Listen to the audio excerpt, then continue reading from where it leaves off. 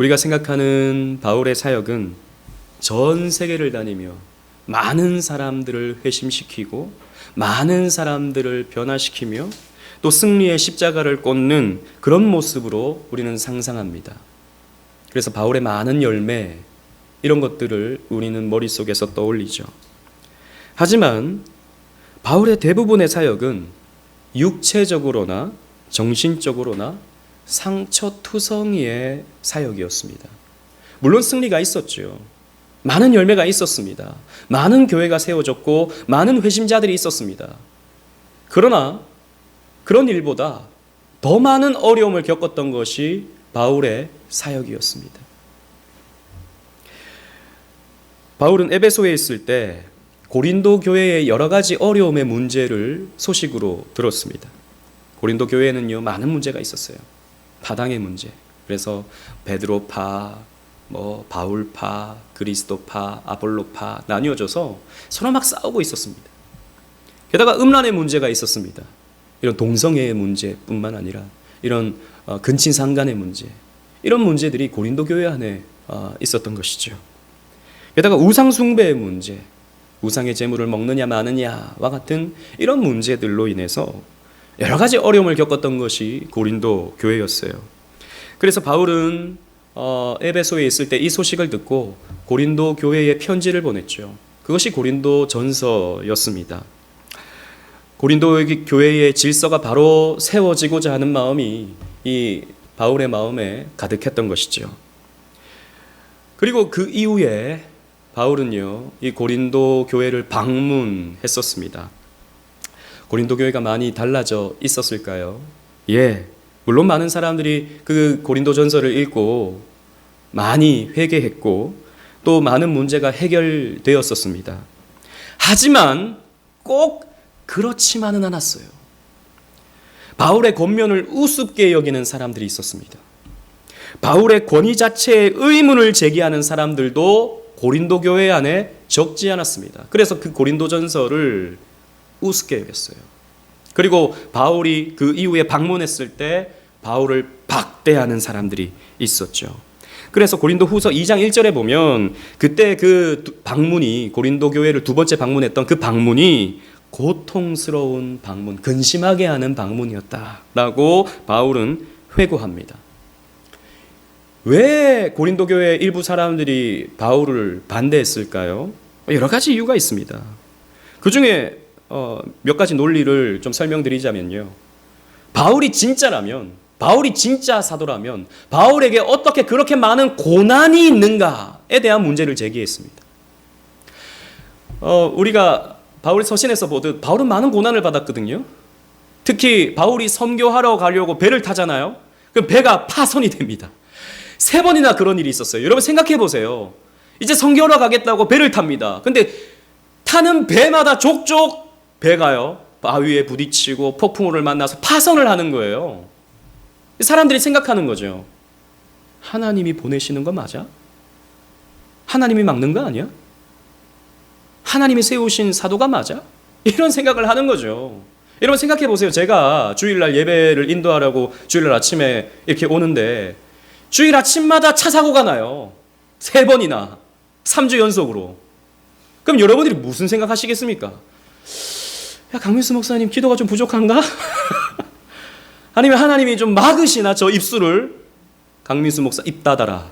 이런 것처럼 하나님이 막으시나? 여러분 그런 생각 안 하시겠지만 안 하시겠지만 요만큼은 좀 드시지 않으시겠어요? 바울에게 그런 의문을 제기하는 사람들이 있는 거죠.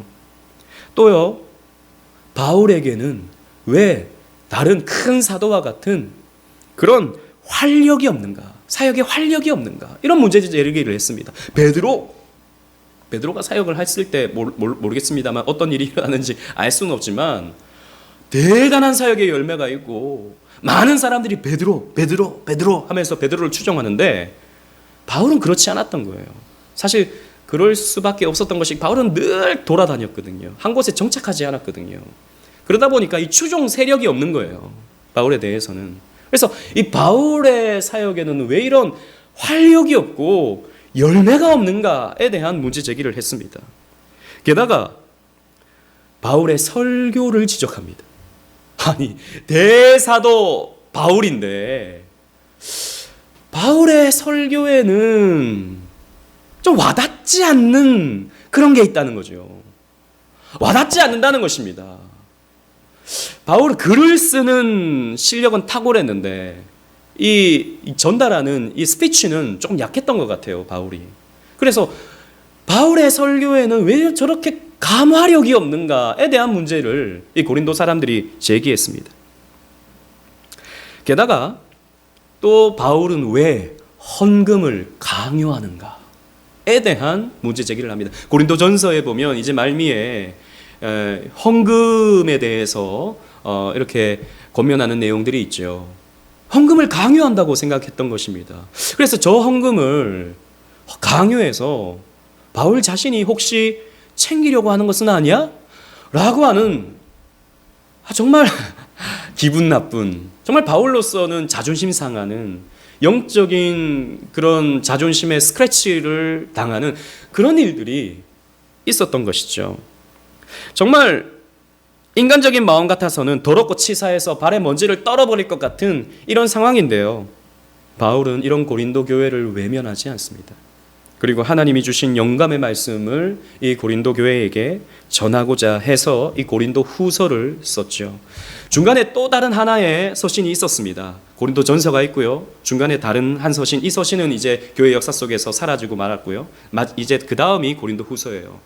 그 두 번째 서신은 아주 강하게 이 고린도 교회를 질책하는 내용이 담겨져 있었을 것이라고 추측이 됩니다. 그런 내용들이 고린도 후서에도 기록되고 있거든요. 아무튼 강하게 질책하고 나서 회개의 모습이 고린도 교회 안에 조금 있었던 것 같아요. 그래서 이 영감의 말씀을 전하고자 고린도 후서를 쓰면서 이 고린도 후서를 시작하면서 바울은요 계속 강조하는 키워드가 있습니다. 그게 뭐냐 하면 위로라고 하는 단어예요. 위로. 게다가 오늘 본문의 오늘 설교의 제목이 무엇입니까? 하나님은 모든 위로의 하나님이시다 라고 하는 것을 강하게 전합니다. 왜냐하면 이 위로의 하나님이라고 하는 이 메시지는 이 고린도 교회에게도 필요한 말씀이기도 하지만 바울이 경험했던 그 고난 가운데 겪었던 그 수많은 어려움 속에서도 버텨낼 수 있는 힘이 바로 하나님이 바울에게 있어서 모든 위로의 하나님이셨기 때문입니다. 그래서 바울은 이 사실을, 이 진리를 꼭 붙들고 있었다는 것이죠. 여러분, 이 말씀은 고린도 교회뿐만이 아닙니다. 바울 자신에게만 해당되는 말씀이 아닙니다. 오늘 저와 여러분들에게도 필요한 말씀이죠. 왜냐하면 오늘 우리의 삶은 위로가 필요하기 때문입니다. 여러분, 우리가 살아가는 하루하루의 삶은 그야말로 전쟁터와 같은 삶입니다. 치열한 삶이죠. 그러면서 우리는 많은 상처를 받습니다. 또 경쟁에서 도태되게 될 때 우리는 자괴감에 빠지기도 하죠. 또 미래를 생각하면 마냥 두렵습니다. 마냥 염려스럽습니다. 걱정이 찾아오죠. 이러한 삶 속에서 우리는요, 왜 하나님이 나를 도와주시지 않는가? 왜 하나님이 나를 승리케 해주시지 않는가? 왜 하나님이 나를 그냥 고생만 시키시는가에 대한 의문을 가질 수 있다는 것입니다. 고린도 교회 사람들이 가졌던 것처럼 말입니다. 그래서 21세기를 살아가는 저와 여러분들에게도 하나님의 위로가 필요하죠. 뿐만 아닙니다. 우리는 믿는 자로서 믿음 때문에 받는 많은 어려움이 있어요. 최근에 우리 교회 집사님 중에 한 분도 목사님 신앙생활이 너무 힘든 것 같아요. 저한테 그렇게 말씀하십니다. 사실 우리가 예수 안 믿으면 겪지 않아도 될 힘겨움이 예수를 믿기 때문에 우리에게 찾아옵니다. 예수를 믿는 게 여러분 쉽습니까? 여러분 한번 생각해 보세요. 예수 믿는 게 쉬워요? 그냥 편하기만 합니까? 아니요. 무거운 짐을 지는 것 같아요. 때로는요, 그냥 그런 생각 조금은 해보실 거예요. 그냥 내려놓고 싶은 마음이 여러분들에게 가끔씩 찾아올 것입니다. 게다가 우리는 지난주에 수련회 가지고 감사하게 정말 즐겁게 행복하게 은혜롭게 우리 수련회 잘 치렀습니다. 그런데 수련회 끝나고 나서 우리 교회 안에 지금까지 이렇게 본다면 한 9명 정도의 성도님들이 코로나에 확진이 되셨어요. 그렇게 생각하시는 분은 아무도 없지만 아이고 이 교회 하나님 영광 위해서 한다고 하는 행사가 결국 이런 건가? 아무도 그렇게 생각하시는 분은 없겠지만 몰라요. 지나가는 사람은 그렇게 우리 교회를 멀찌감치서 바라보는 사람은 그렇게 생각할지 모르겠습니다. 그런 건가? 이렇게 비아냥거릴지도 모르죠.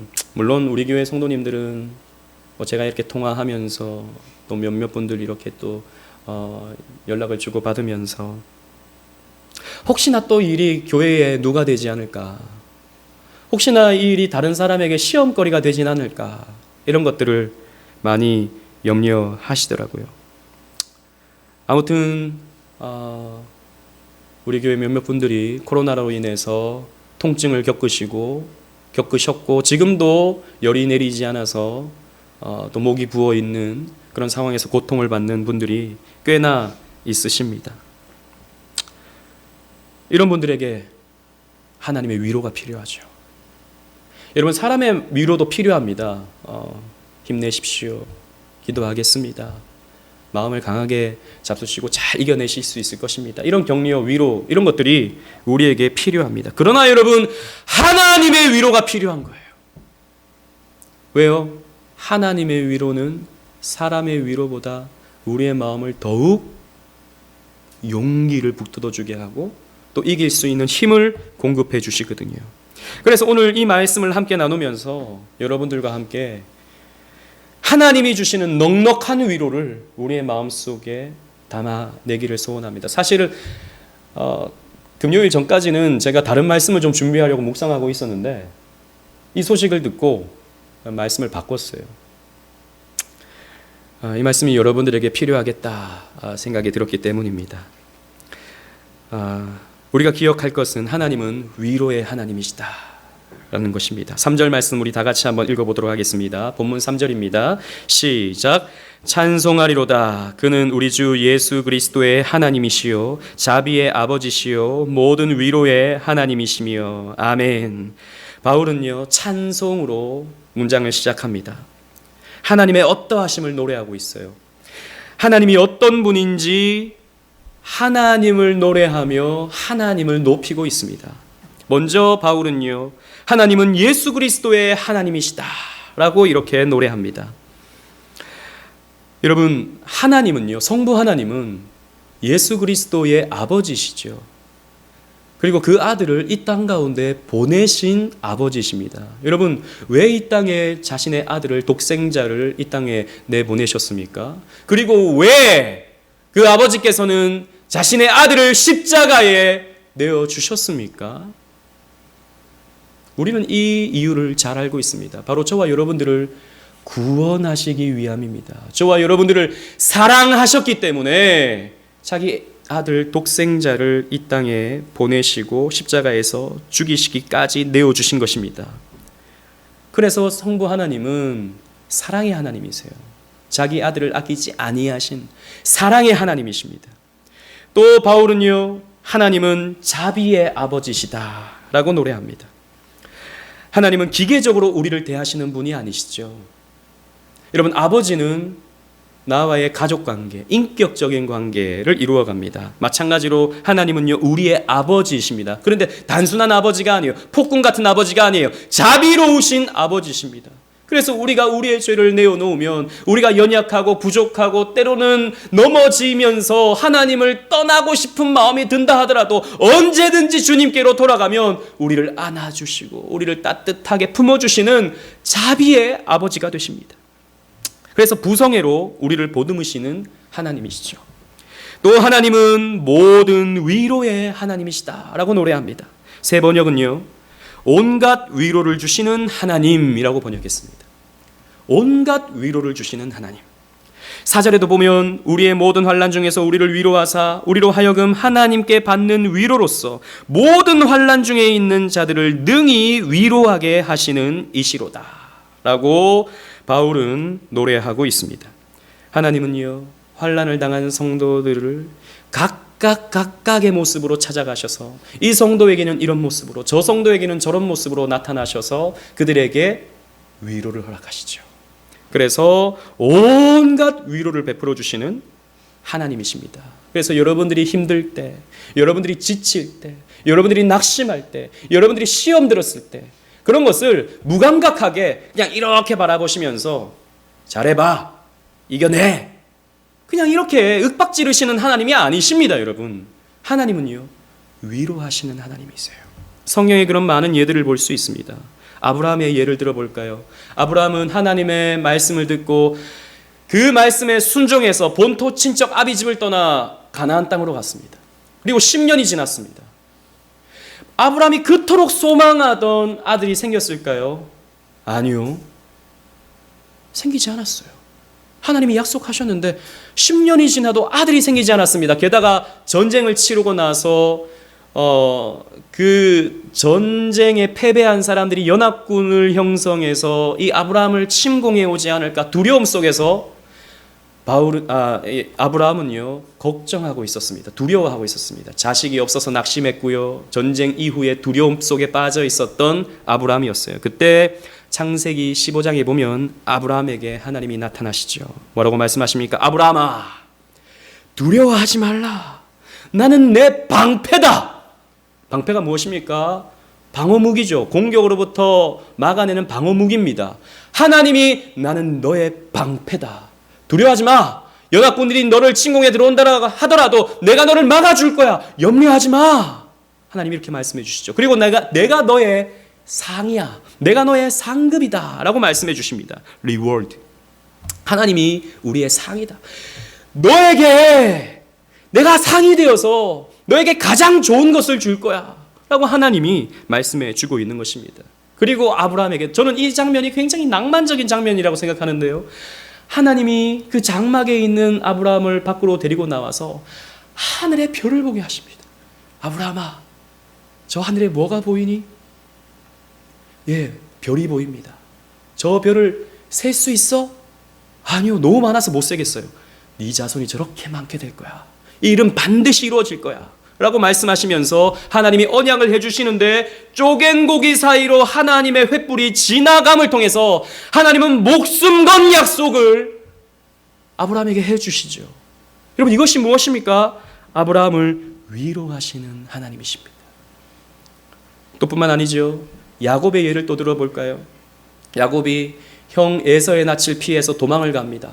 먼 길을 도망갔어요. 그리고 어느 광야에 다다르게 되었습니다. 밤을 맞았습니다. 짐승이 야곱을 공격해 올지 모르고 또 추위가 야곱을 공격해 오는 그런 상황입니다. 돌베개를 베고 잠이 오지 않아서 이리 뒤척 저리 뒤척 하면서 선잠을 자게 되는데 하늘에서 사닥다리가 내려옵니다. 그리고 천사가 오르락 내리락 하죠. 그때 하나님이 이런 말씀을 해주십니다. 창세기 28장 15절에 내가 너와 함께 있어. 내가 어디로 가든지 너를 지키며 너를 이끌어 이 땅으로 돌아오게 할지라. 내가 내게 허락한 것을 다 이루기까지 너를 떠나지 아니하리라 라고 야곱에게 하나님이 말씀해 주시죠. 여러분, 두려웠던 야곱, 앞으로 도대체 어떻게 되는 건가 염려가 되었던 야곱에게, 그리고 또 추위와 그 짐승과의 그런 두려움 속에서 이 마음이 힘들었던 야곱에게 이 말씀은 정말이지 위로가 되었을 거예요. 그래서 야곱은 용기를 얻고 삼촌 라반의 집까지 갈 수 있었던 것입니다. 그리고 우리가 잘 아는 엘리야 어땠습니까? 이세벨이 눈에 쌍심지를 켜고 이 엘리야를 내가 잡아 죽이겠다라고 했을 때 엘리야는 낙심하고 말았습니다. 그리고 광야로 도망을 가죠. 로뎀나무 아래에서 누워서 잠을 청합니다. 하나님, 나 그냥 죽여주세요. 하나님, 나 그냥 죽여주세요. 나 더 이상 못합니다 라고 하면서 그냥 죽기를 바라고 있었습니다. 그런데 그렇게 잠들어 있는 엘리야를 하나님은 그냥 두시지 않으시고 천사를 보내시죠. 천사를 보내셔서 떡을 구워주시고 물을 공급해 주시고 잠들었던 엘리야를 어루만져 주십니다. 마사지를 해주시는 거예요. 저는 그 장면 참 아름답게 보입니다. 그리고 엘리야는 먹고 마시고 또 자고, 먹고 마시고 또 자고, 그렇게 해서 힘을 얻죠. 여러분, 이것이 무엇입니까? 하나님의 위로입니다. 하나님은 그냥 엘리야를, 야 엘리야야, 너 이 정도밖에 안 돼? 야, 내가 너에게 그렇게 능력 주고 내가 너에게 그렇게 승리를 줬는데 요 정도 가지고 낙심해? 선지자 딱지 떼라. 하나님 그렇게 하시지 않으셔요. 엘리야를 위로하시죠. 그리고 호렙산에 올라가게 하셔서 엘리야에게 세미한 소리를 듣게 하십니다. 여러분, 영어 표현을 보면요, gentle whisper라고 되어 있어요. 즉 점잖은 속삭임. 하나님이요 따뜻하게 점잖게 속삭여 주시는 거예요. 엘리야야 힘내. 엘리야야 내가 너와 함께해. 그리고 바알에게 무릎 꿇지 않은 7천인을 내가 남겨뒀어. 염려하지 마. 하나님이 이렇게 엘리야를 위로해 주시는 거죠. 여러분, 예수님도 제자들에게 마찬가지셨습니다. 배신한 제자들, 그래서 낙심했던 제자들, 갈릴리에 가서 그냥 다시 옛날 모습처럼 그물이나 내리고 있는 그런 제자들에게 찾아오셔서 따뜻하게 아침밥을 이렇게 준비해 놓으시는 예수님, 그 요한복음 21장의 말씀을 여러분 생각해 보십시오. 그 제자들에게 아침밥을 먹이시면서 베드로에게 이렇게 물으시죠. 베드로야, 너 나 사랑하는 거 맞지? 여러분, 예수님은 책망하지 않으셨어요. 이놈 베드로야, 내가 너를 수제자라고 생각했는데, 그래서 내가 중요한 곳에 내가 너 다 데리고 갔는데 너 또 금방 며칠 전에 너 뭐라 그랬어? 내가 죽을지언정 내가 예수님 버리지 않겠다고 너 호언장담했잖아. 어떻게 너 그럴 수 있니? 라고 말씀하지 않으시고 베드로에게 너 나 사랑하는 거 맞지? 이것도 좀 덜 친절하신 것 같아요. 너 나 사랑하느냐? 이렇게 물어보신 것 같아요. 따뜻하게. 그리고 베드로에게 뭐라고 말씀하십니까? 내 양을 먹이라. 내 양을 치라. 내 양을 먹이라. 다시 베드로에게 사명을 주시죠. 그 용기를 잃어버렸던, 낙심했던, 죄책감에 사무쳤던 이 베드로에게 이렇게 위로하시면서 다시 사명을 부어주시는 것입니다. 여러분, 그리고 오늘 본문의 주인공인 이 바울은 또 어땠습니까? 주님은요, 이 바울도 위로해 주셨습니다. 여러 차례 그런 일들이 있었는데요. 바울이 선교 여정을 마치고 예루살렘에 돌아왔을 때, 그 3차 선교까지 다 마치고 이제 예루살렘에 돌아왔을 때 어떻게 됐습니까? 오자마자 바울은 이제 산헤드린 공회에 붙잡히게 되고 신문을 받게 되고 감옥에 갇히게 되었습니다. 그렇게 고생한 선교의 결과가 감금입니다. 그리고 재판입니다. 그리고 처벌을 받을 날을 기다리고 있습니다. 여러분, 아무리 바울이라 하더라도 낙심되지 않겠습니까? 아니, 사실 바울은요, 예루살렘에 갔다가 로마까지 가려고 했거든요. 그런데 바울이 이 예루살렘에서 감금이 되고 감옥에 갇혀서 옴싹달싹 못하게 된 겁니다. 낙심이 될 수밖에 없죠. 이거 어떻게 된 건가? 그런데 그때 주께서 바울에게 나타나서 말씀해 주십니다. 사도행전 23장 11절 주보했습니다. 우리 다 같이 한번 읽어보도록 하겠습니다. 시작. 그날 밤에 주께서 바울 곁에 서서 이르시되 담대하라. 내가 예루살렘에서 나의 일을 증언한 것 같이 로마에서도 증언하여야 하리라 하시니라. 아멘. 그날 밤에, 낙심했던 그날 밤에, 감금되었던 그날 밤에 주께서 바울 곁에 서서 바울 옆에서 담대하라 바울아, 용기를 잃지 마라 바울아, 내가 예루살렘에서 나를 증언했던 것 같이 로마까지 가서 나를 증언하게 될 것이다. 그러니 너는 반드시 로마까지 가게 될 것이니 두려워하지 마, 염려하지 마, 낙심하지 마, 용기를 얻어. 이렇게 말씀해 주신 거예요. 하나님은요, 바울이 상상할 수 없는 방법으로 일하셨습니다. 그래서 바울이 로마까지 어떻게 갑니까? 죄수의 몸으로 가는 거예요. 그런데 죄수의 몸으로 가는데 신기한 것은 바울을 호위하는 군병들이 바울을 둘러싸고 가는 거예요. 로마까지 재판받으러 가는 그 여정 속에서. 그리고 또 가는 길에도 뭐 분황도 만나고 여러 가지 일도 겪지만 어쨌든 바울은요, 무사히 로마까지 다다르게 되고 거기에서 또 복음을 전할 수 있는 길이 열리게 되죠. 하나님이 그렇게 하시는 거죠. 그렇습니다. 바울은 여러 차례 이 위로의 하나님을 체험했습니다. 그래서 바울은 이 모든 위로의 하나님, 다양한 방법으로 다양한 사람들에게 다양한 위로를 주시는 하나님을 찬송하고 있는 것입니다. 여러분, 이 하나님을 만나십시오. 이 위로의 하나님을 만나십시오. 지금 여러분들이 당하시는 시련과 상처의 상황 속에서 혹은 질병을 당한 그런 어려운 상황 속에서 이 위로의 하나님을 주목하십시오. 그리고 여러분들에게 들려주시는 주님의 위로의 말씀에 귀를 기울이십시오. 그러면요, 이 위로의 하나님으로 인해서 여러분들은 어려움을 이겨내실 수 있는 것입니다. 그런데 바울은요, 이 위로를 받는 과정에 대해서 이렇게 설명합니다. 5절 말씀 다 같이 읽어볼까요? 5절입니다. 시작. 그리스도의 고난이 우리에게 넘친 것 같이 우리가 받는 위로도 그리스도로 말미암아 넘치는도다. 아멘. 이 5절은요, 헬라어 원문을 보면 문법적 형태가 조건절입니다. 즉 이러한 조건을 가질 때 위로를 받는다라고 하는 형식을 가지고 있는 거죠. 그래서 스카타프만이라고 하는 신학자는 이 문장을 일종의 영적 등식이다라고 이렇게 표현을 했습니다. 즉 위로를 받기 위해서는 그 조건으로서 그리스도로 말미암는 고난을 받는다. 그리고 고난을 받는 것만큼 위로를 받는다라고 하는 말씀을 해주고 있는 것입니다. 그렇습니다. 여러분, 위로가 어떤 사람한테 필요한 거죠? 여러분, 위로의 하나님은 누구에게 필요한 것입니까? 고통받는 사람한테 필요한 거예요. 여러분, 약은 누구에게 필요한 겁니까? 약은 병에 걸린 사람에게 필요한 겁니다. 그 건강한 사람은 약이 필요 없어요. 지금 열이 나지 않는 사람에게 해열제는 필요가 없는 것입니다. 마찬가지로 위로는요, 고통받는 사람한테 필요한 거예요. 그래서 바울이 그리스도의 고난이 우리에겐 넘친 것 같이 우리에게 하나님의 위로도 넘친다라고 이렇게 표현하고 있는 것이죠. 이 문장에서 우리가 또 살펴볼 수 있는 것은 성도에게는요, 이 그리스도의 고난이 반드시 따라오게 된다라고 하는 것을 가르쳐줘요. 그리스도의 고난이 우리에게 넘친 것 같이, 이 문장이 그리스도의 고난은 우리에게 반드시 올 수밖에 없다라고 하는 것을 말해주고 있는 거예요.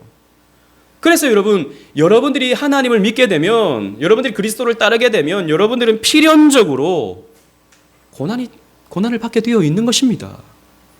고난 없는 그리스도인, 시련과 환난이 없는 평화롭기만 한 성도, 여러분, 이런 것은 없습니다.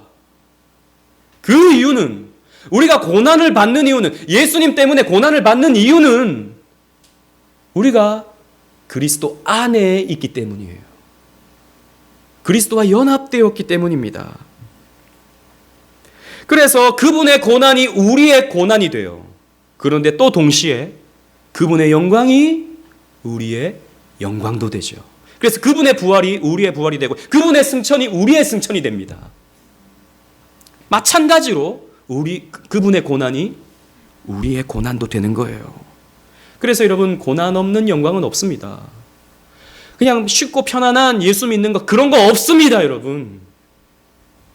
이것은 주님의 말씀 가운데서도 예언되었던 바죠. 마태복음 10장 22절 말씀 주부에 있습니다. 다 같이 한번 읽어보겠습니다. 시작. 또 너희가 내 이름으로 말미암아 모든 사람에게 미움을 받을 것이나 끝까지 견디는 자는 구원을 얻으리라. 아멘. 제자들아, 나를 따르는 자들아, 이것 꼭 기억해라. 나를 따르는 사람들은 미움을 받는 거야. 세상에 미움을 받을 거야. 이상한 사람이네, 앞뒤가 꽉 막힌 사람이네, 예수 믿는 사람들은 아야튼 별나, 이런 말 너희들 받게 될 것이다 라고 예수님 말씀하셨어요. 그리고 바울도 영적 아들 디모데에게 이렇게 교훈했죠. 우리 며칠 전에 새벽에 살펴봤던 말씀입니다. 디모데 후서 3장 12절. 무릇 그리스도 예수 안에서 경건하게 살고자 하는 자는 무엇을 받는다? 박해를 받는다. 이건 여러분, 예수 밖에 있으면 안 받아도 되는 거예요. 여러분, 모든 사람들은 사실 힘겹거든요. 모든 사람이 죄인이기 때문에 이 세상에서의 삶이 힘겨워요. 예수를 믿든 믿지 않든. 그런데 예수를 믿게 되잖아요. 그러면 플러스 알파의 힘겨움이 또 생기는 겁니다. 이 믿음대로 살지 않으면 그냥 지나칠 수 있는 거예요. 믿음대로 살지 않으면 아무 상관없는 그런 고난이 있는 것입니다. 그런데 그리스도 안에 있으면 믿음을 지키려고 하면 받게 되는 고난이 있는 거죠. 여기서 우리는 잠깐 고난에 대한 두 가지 오해에 대해서 좀 생각해 볼 필요가 있습니다. 고난에 대해서 많은 사람들이 오해를 가지거든요. 이렇게 설교를 들으면 목사님 그렇군요. 고난은 우리에게 필요한 것이군요. 그러면 고난은 우리에게 좋은 것이네요. 그럼 고난을 달라고 기도해야겠네요. 어떻습니까? 여러분 고난을 달라고 기도하시겠어요? 고난을 달라고 하나님 나에게 고난을 주세요. 그래서 주님께서 주시는 위로를 더 받게 해주세요. 여러분 그렇게 기도하시겠어요? 그렇게 기도하는 것은 잘못된 것입니다. 이게 바로 금욕주의적인 태도죠. 고난에 대한 금욕주의적인 태도입니다. 그래서 고난받는 사람은 아주 거룩한 정도, 고난이 많은 정도는 아주 훌륭한 정도, 고난이 없는 정도는 평안한 정도는 좀 믿음이 얕은 정도, 이렇게 보는 거죠. 여러분 그건 아닙니다. 그렇게 보면 잘못된 거예요. 그리고 성경은요, 고난이 우리에게 필연적으로 찾아온다고 말하지 고난 자체를 예찬하지 않아요. 고난을 추구하라고 우리에게 가르쳐주고 있지도 않습니다. 그리고 또 두 번째 오해는 기복주의와 관련된 오해예요. 즉 이 한국교회 대부분의 사람들이 이런 생각들을 가지고 있는데, 하나님께 순종하면 평안하고 순종하지 않으면, 죄를 지으면 고난이 찾아온다라고 하는 생각이죠. 교통사고가 나면 우리는 꼭 그렇게 한번 생각해 봅니다. 하나님이 나에게 무슨 회개하라고 징계를 주시는 건가? 물론 그럴 수 있습니다. 그런 상황이 있을 수 있어요.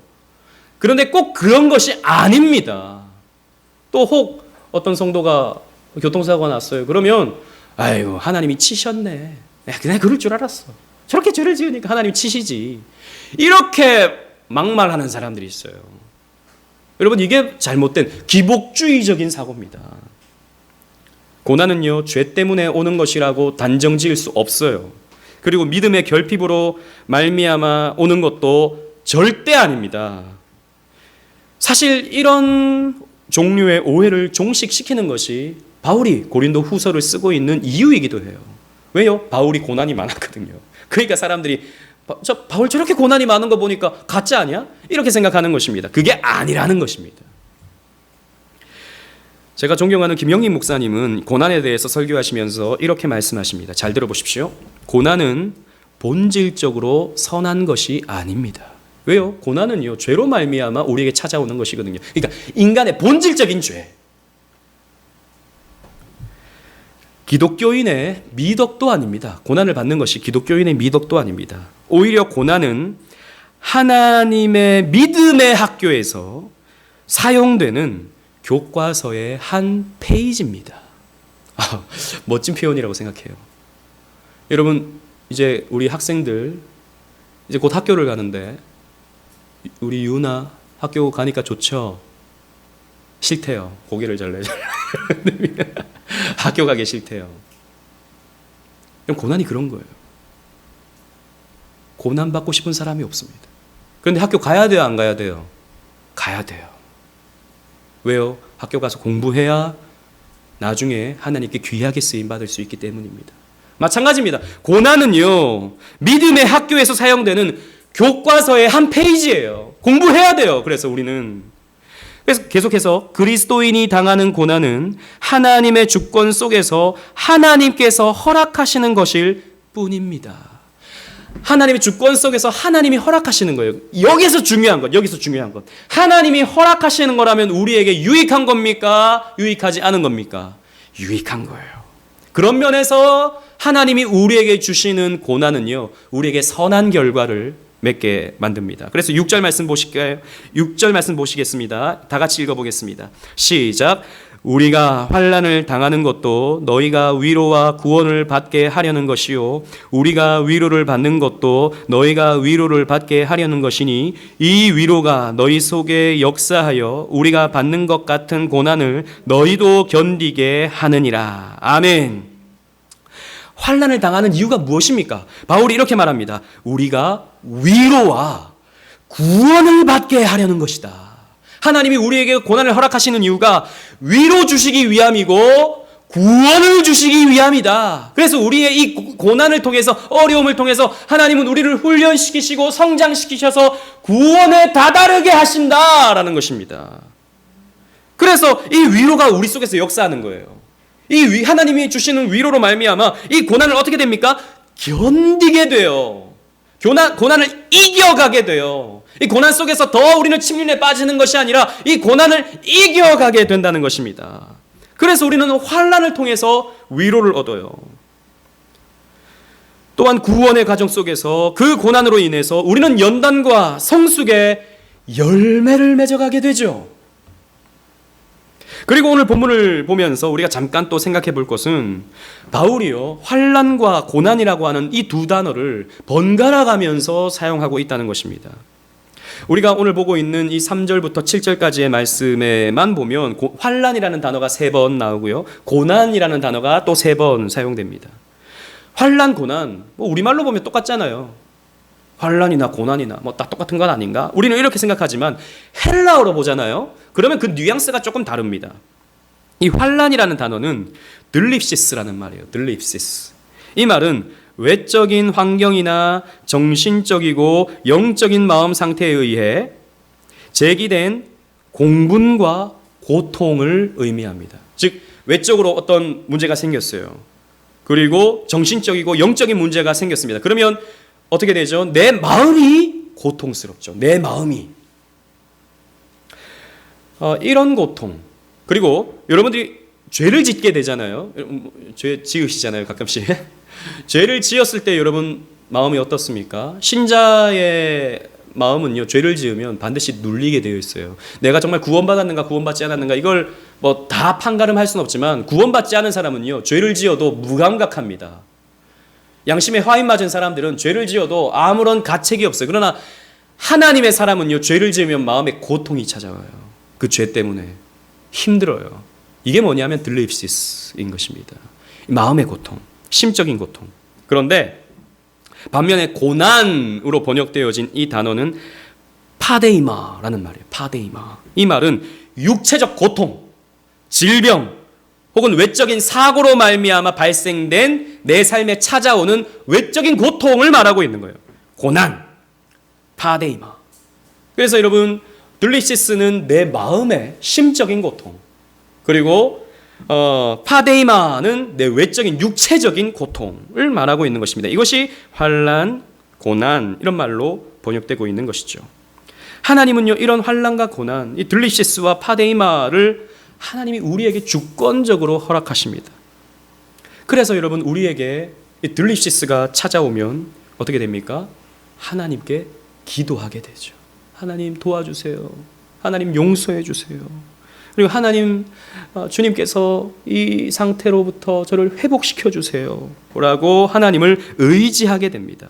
그러면서 우리의 마음에는 조금씩 하나님의 넉넉한 위로를 체험하게 되죠. 이런 들립시스와 파데이마를 통해서 우리는 선한 열매를 맺어가게 되는 것입니다. 그래서 바울은 7절에 이렇게 말합니다. 7절 다 같이 한번 읽어볼까요? 시작. 너희를 위한 우리의 소망이 견고함은 너희가 고난에 참여하는 자가 된 것 같이 위로에도 그러할 줄을 알미라. 아멘. 지금 힘드신 분이 계십니까? 지금의 이 들립시스를 겪고 계시는 분이 혹시 계십니까? 예수 믿는 것 때문에, 죄 때문에 마음이 괴로운, 그래서 내가 예수를 더 잘 믿어야 되는데, 하나님께 더 가까이 가야 되는데, 근데 그렇지 못한 자신을 보면서 애통해하는 분이 혹시 계십니까? 주님께서 여러분들을 위로해 주실 것입니다.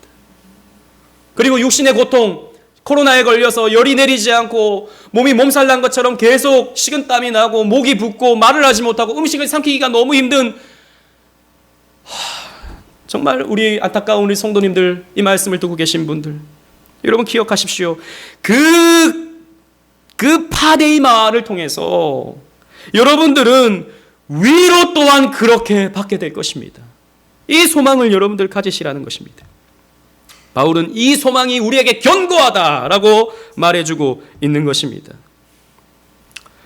여러분, 그래서 이 말씀을 들으면요, 우리는 두 가지의 반응을 나타내게 됩니다. 첫 번째는 주를 위해 살고 싶은 마음이죠. 주를 위해 살고 싶은 마음. 그래서 주님의 위로를 받고 싶은 마음을 가지게 됩니다. 그래서 이런 사람들은요, 주를 위해 순종하고 믿음을 지키기 위해서 내가 가진 시간, 내가 가진 물질, 내가 가진 삶을 포기합니다. 여러분, 그렇게 되면 어떻게 되죠? 고통스럽죠. 여러분, 그렇기 때문에 예수 믿는 것은 십자가를 지는 것입니다. 고통스럽죠. 성경을 읽어야 되고, 기도해야 되고, 예배 참석해야 되고, 또 수련회 참석해야 되고, 인간적으로 손해봅니다. 인간적으로 본다면. 물론 우리 초대교회 성도들과 비교하면 너무나도 사소한 고난일 수 있죠. 아무튼 우리는요, 말씀을 또 들으면 들을수록, 말씀을 읽으면 읽을수록 내 삶이 내 마음대로 사라지지 않습니다. 거기서 찾아오는 또 고통이 있죠. 그런데 이런 고통을 받는 사람은 어떻게 됩니까? 고통을 받는 것만큼 하나님의 위로를 받아요. 하나님의 신령한 위로를 받습니다. 그래서 하나님을 더욱 굳건히 의지하게 되죠. 그런데 반면에 이런 사람도 있습니다. 주를 위해 살고 싶은 마음이 별로 없어요. 그냥 교회만 왔다 갔다 하는 사람이죠. 그냥 구원은 받았으면 좋겠어요. 그런데 주님께 헌신한다? 이건 내게 너무 부담스러운 일이에요. 그래서 그냥 교회만 왔다 갔다 합니다. 이런 사람에게는요, 주님 때문에 받는 고난과 환난은 없습니다. 이런 사람은. 물론 인간으로서 당하는 고난은 있죠. 인간으로서 겪게 되는 여러 가지 어려움들은 있죠. 그런데 하나님 때문에, 주님 때문에, 주를 따르면서 받게 되는 고난은 없어요. 여기 이런 사람에게 하나님의 위로가 있을까요? 이런 사람에게 하나님의 위로, 세상이 주는 위로 말고요, 하나님의 위로가 있을까요? 없습니다. 이런 사람에게 위로는요, 그저 돈 많이 좀 더 벌고, 좀 더 내가 성공하고, 좀 더 많은 사람들에게 인정받는 것이 위로예요. 이게 여러분, 세상의 위로입니다. 이런 위로는 세상 사람들도 다 추구하는 거예요. 이런 위로는. 하나님의 위로는 없는 것입니다. 여러분, 그렇기 때문에 돈 몇 푼의 위로를 받으려고 하지 마십시오. 좀 더 다른 사람보다 앞서가는 것으로 위로받으려고 하지 마십시오. 금방 보였다가 사라지는 신기루와 같은 위로입니다. 그런 위로는 계속해서 받아야 돼요. 계속해서. 여기에 신앙이 머물러 버릴 때 신앙은 악순환이 되어지죠. 말씀에 순종하는 것이 없으니까 그로 인한 고난이 없고, 그런 고난이 없으니까 하나님이 주시는 신령한 위로도 없습니다. 여러분, 이렇게 신앙생활하면요, 아무런 기쁨이 없고요, 아무런 보람도 없고요, 아무런 즐거움도 없습니다. 여러분, 우리가 예수를 믿을 때, 고난을 당할 때, 거기에서 얻는 위로가 있을 때 거기에 신령한 기쁨이 있거든요. 그런데 그런 것을 피하면요, 위로도 없는 거예요. 기쁨도 없는 거예요. 그냥 교회 오면 죄 짓지 마라, 뭐 교회 와라, 뭐 이런 말들이 그냥 잔소리처럼 들릴 뿐입니다. 여러분, 이런 악순환에 머물러 있지 마십시오. 그런데 오늘 본문의 말씀을 좀 꼬아서 생각하면, 오늘 설교 말씀을 조금 꼬아서 생각하면 뭐야 이거? 하나님이 뭐 그러면 약 주시려고 병 주시는 거야? 약 주고 병 주는 거네, 하나님이. 꼬아서 생각하면 이렇게도 생각할 수 있죠. 목사님, 저는요, 병도 얻고 싶지 않고요, 그 병으로 인해서 약도 받고 싶지 않아요. 그냥 신경 쓸 거 없이 그냥 저는 좀 편하게 살고 싶어요. 이렇게 생각하시는 분들이 혹 있는지 모르겠어요. 위로를 받으려면 고난을 받아야 돼? 난 그런 거 싫어. 그냥 좀 편하게, 마음 편하게 그냥 살고 싶어. 이렇게 생각할 수 있죠. 많은 사람들이 이렇게 생각합니다. 교회 안에 있지만 많은 사람들이 여기에 머물러 있다고요. 그런데 여러분, 거기에 생각이 머물러 있다면요, 신앙적으로는 심각한 문제에 봉착하게 됩니다. 무슨 말이냐면, 성경에 자기의 이야기가 없어져요.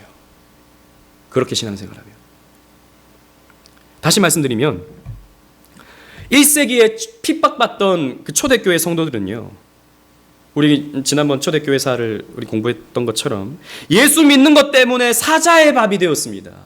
예수 믿는 것 때문에 불에 태워져서 죽었습니다. 그 로마 시내의 밤을 밝히는 가로등이 되었죠, 크리스천들이. 그리고 오랜 시간 카타콤에서 살아가면서 온갖 불편, 온갖 질병과 싸워야 했습니다. 그런데 그들이 위로를 받았다고요. 무엇으로 위로를 받았습니까? 성경을 보면서 위로를 받았다고요. 성경의 인물들을 보니까, 다니엘을 보니까, 여러 사람들을 보니까 그런 고난 가운데서 하나님의 위로를 받더라는 것입니다. 아브라함을 보니까, 야곱을 보니까, 아까 우리가 살펴봤던 엘리야를 보니까 다 이런 어려움 가운데서, 낙심하는 상황 가운데서도 하나님의 위로를 받더라는 것입니다. 그 1세기 초대교회 성도들은 그 말씀들을 읽으면서 이 말씀이 나의 말씀이구나 라고 하는 것을 깨닫게 되더라는 것이죠. 특히 요한계시록, 여러분 요한계시록은 AD 한 90년경에 쓰여졌을 거라고 추측이 되는데, 당시 로마의 핍박이 극심했을 때 이 요한계시록이 쓰여졌거든요. 당시 1세기 교회들이 이 서신을 직접 읽고 위로를 받았어요. 여러분, 요한계시록의 내용이 어떤 내용입니까? 마귀가, 사탄이 이 교회를 공격해 들어옵니다. 하나님 나라를 공격해 들어와요. 그런데 결국에는 어떻게 됩니까?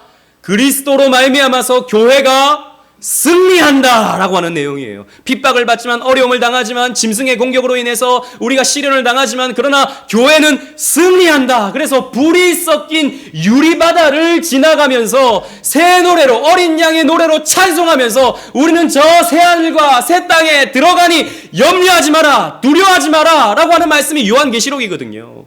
이 말씀을 읽고 그들은 이 말씀이 자기의 말씀으로 받아들여졌다라는 것입니다. 이 성경이 나의 이야기가 되는 거예요. 이 성경의 이 인물들이 나의 모습으로 투영이 되는 것입니다. 그럴 때 위로가 생기는 거예요. 그럴 때 용기가 찾아오는 것입니다. 그런데요, 이런 고난이 없잖아요. 주께 순종하지 않음으로 찾아오는 고난도 없고 그렇잖아요. 그러면 성경의 이야기가 나의 이야기가 아니에요. 그냥 멀리 있는 사람들의 이야기입니다. 성경은 그냥 고대 문헌집에 불과하죠. 우리에게 조금 더 착하게 살라라고 가르쳐주는 고전에 불과하게 되는 것입니다. 그리고 요한계시록은 그저 판타지에 불과한 것이죠. 말씀을 맺겠습니다. 성도 여러분, 기억하십시오. 하나님은 위로의 하나님이십니다. 하나님의 말씀으로, 하나님의 돌보심으로, 하나님의 힘주심으로 위로를 받으십시오. 우리가 하나님께 나아가 말씀에 귀를 기울이면 그 말씀에 여러분의 이야기가 있습니다. 여러분의 이야기가 있어요. 그리고 그분께 우리의 상한 마음을 아뢰면 그분께서 우리의 마음을 어루만져 주시고요, 회복할 수 있는 힘과 능력을 주십니다. 특히 코로나에 걸려 육신의 고통과 불편을 겪고 계신 성도님들과 그 가족에게 하나님의 위로가 있기를 소망합니다. 그런데 여러분, 곰곰이 생각해 보십시오. 곰곰이 묵상해 보십시오. 코로나에 확진된 이 시간과 이 시간을 낭비하지 마시고 이 시간을 통해서 하나님이 나에게 무엇을 주시는가에 집중해서 그 시간을 인내해 보십시오. 그렇다면 반드시 여러분들을 향한 하나님의 거룩한 뜻이 있다는 것을 발견하게 될 것입니다. 그리고 그 뜻에 여러분들은 넉넉한 위로를 얻게 될 것입니다.